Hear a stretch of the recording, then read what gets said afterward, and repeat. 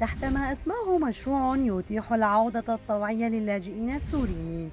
كشف الرئيس التركي رجب طيب أردوغان عن نيته لترحيل نحو مليون لاجئ سوري، في الوقت الذي تتصاعد فيه الأصوات المطالبة بضرورة ترحيل السوريين إلى بلادهم من جانب أعضاء حزب العدالة والتنمية والحركة القومية المتطرفة، وكذلك أحزاب المعارضة ولا سيما حزبي الشعب الجمهوري والجيد.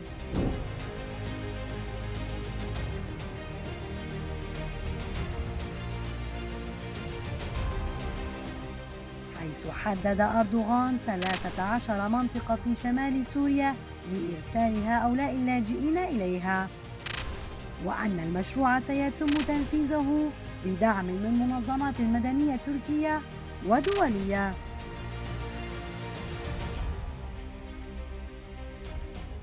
تسعى أنقرة لتحقيق عدة أهداف من خلال إعادة اللاجئين السوريين عبر إسكانهم في مناطق من الشريط الحدودي الخاضعة لسيطرة جيشها المحتل، وذلك بغرض تغيير التركيبة السكانية وفصل المناطق الكردية، حيث بنى الاحتلال التركي في عفرين وحدها نحو 18 مستوطنة موزعة على نواحي المنطقة، وتضم آلاف الوحدات السكنية.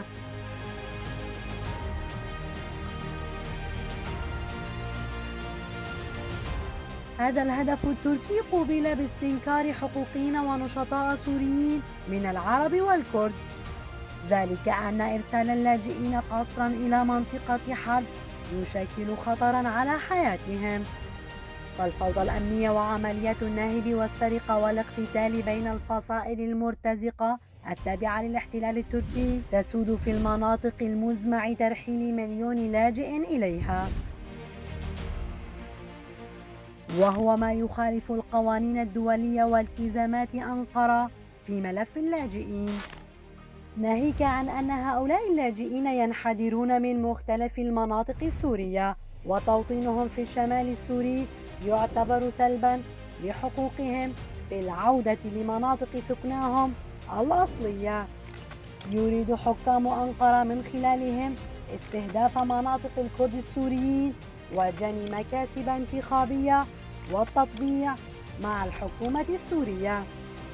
وقوبل المشروع التركي بالرفض من قبل المستوطنين المقيمين في عفرين المحتلة، حيث خرجوا في تظاهرات منددة بالقرار التركي لإسكان اللاجئين والمهجرين في مستوطنات،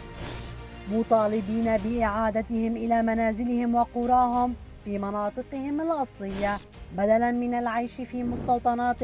على أراضي المهجرين، فيما تتعدد أسباب ودوافع خطة الرئيس التركي وتثار حولها الكثير من التساؤلات، حيث ربط مراقبون المشروع التركي لترحيل اللاجئين السوريين مع مرسوم العفو الذي أصدره الرئيس السوري بشار الأسد، وأن تزامن الموضوعين ليس صدفة، فقد جرى الإعداد لهما في موسكو خلال لقاء جرى بين مدير مكتب الأمن الوطني السوري علي مملوك ورئيس جهاز المخابرات التركية هاكان فيدان. وبهذا تكسب أنقرة رضا الجانب الروسي أيضا والساعي لتعويم حكومة دمشق، يضاف إلى ذلك التغييرات التي جرت في بنية الائتلاف السوري التابع للاحتلال التركي بطرد كيانات وأشخاص محسوبين على التيار العربي الإسلامي لصالح التركمان.